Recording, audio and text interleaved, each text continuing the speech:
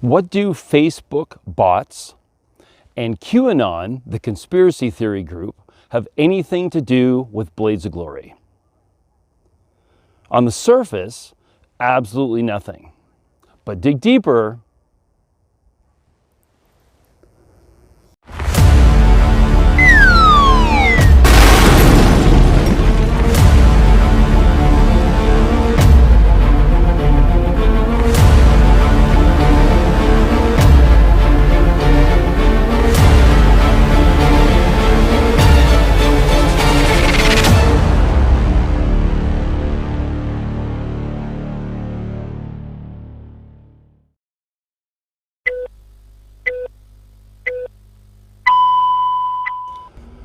on Monday, October 5th, Blades of Glory went to some wind turbines and did a photo shoot there.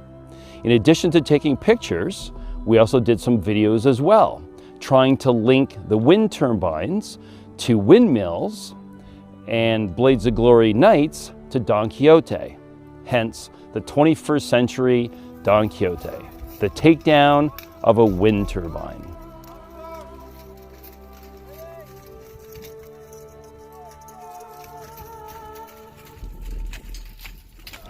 We posted some of the videos and pictures on both Facebook and Instagram, and then on Friday, October 9th, 2020, around noon, I found out that the Blades of Glory Facebook page had been unpublished. And then when I tried to post anything or get some sort of reason as to what happened, the only message I received from Facebook is that Blades of Glory had violated community standards. It didn't matter what I did in the next few weeks, it came up with the same message that we couldn't post anything because Blades of Glory had violated community standards. Now, I didn't know what happened at all or why or what I actually violated, as Facebook does not have any sort of appeal process. On December 28th, another sword fighter from another group, Rimmel, he sent me this CBC newspaper article from Nova Scotia where another reenactment group, historical reenactment group, had suffered the same fate. But there was a reason for it, and here it goes. Blades of Glory got caught up in the social media giant's algorithm targeting QAnon, the group promoting violence and misinformation. Laura Fraser of CBC Nova Scotia writes in her article, after facing years of criticism for allowing misinformation to flourish on its platform, Facebook had been very public about its crackdown on QAnon, saying in October that it would take down pages, groups, and Instagram accounts for, quote, representing QAnon, even if those pages didn't promote or post violence. Here I quote again, in August, we expanded our dangerous individuals and organizations policy to address militarized social movements and violence-inducing conspiracy networks, such as QAnon, said Meg Sinclair, a spokesperson with Facebook.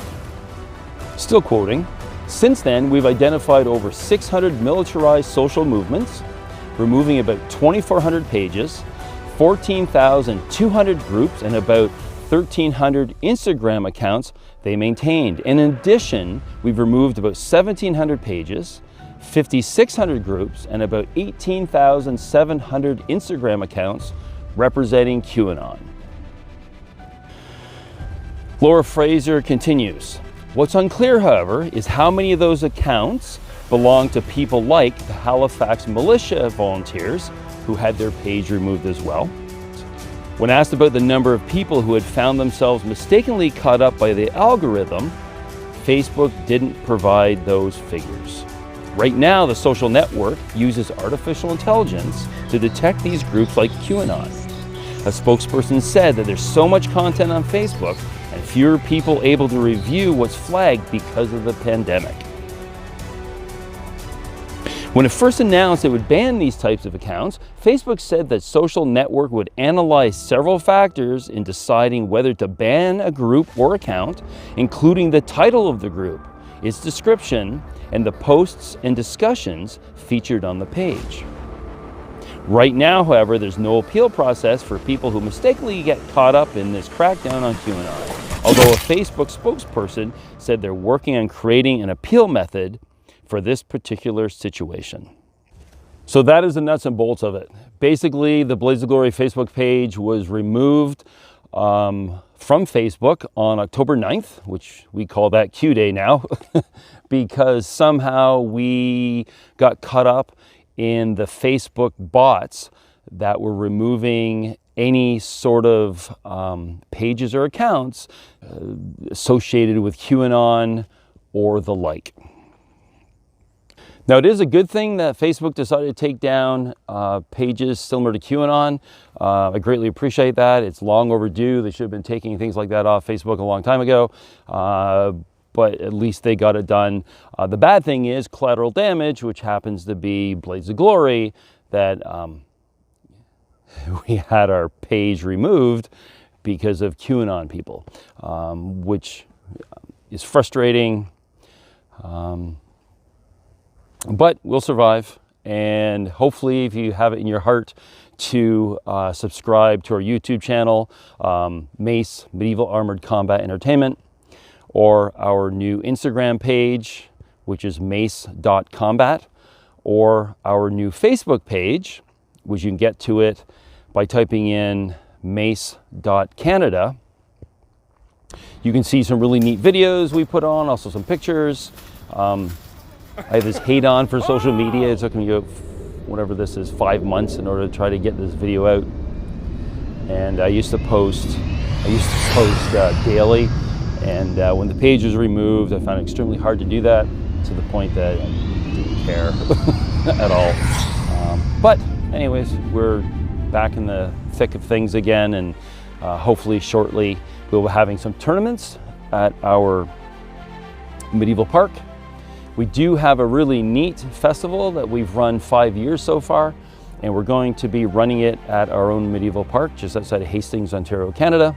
It's called the Hastings Medieval Festival. It's our 6th annual one. The festival is quite unique in anywhere around the world, where we have, we actually celebrate the sword fighter, and we bring all kinds of different types of sword fighting groups together where they can showcase what they do and hopefully spread some camaraderie with each other, and under this kind of the theme of the sword, liking the sword, the appreciation, passion for the sword. So some of the groups we have coming out, or have had coming out over the years, LARP, Live Action Role Play, SCA, Society for Creative Anachronism, Olympic Fencing. We've also had HEMA, Historical European Martial Arts, both German and also Italian groups. We've had a few different types of Vikings groups come out, doing Norse combat. We've also had HMB, Historical Medieval Battles, Armored Combat League, Battle of Nations, Buhurt, also known by. There's a team in Ontario that comes out. We've had a few teams in Quebec come out as well to our place. We also had Egyptian stick fighting come one year, and plus ourselves will be there too as well, which is Blaze of Glory using the Mace system. So hopefully we see you there. It's on Labor Day weekend. It's a 2-day festival, both Saturday and Sunday. And there's vendors there as well, and also activities for the family to do, in addition to watching sword fighting, and possibly you can even join one of the groups as well. Thank you. Cheers.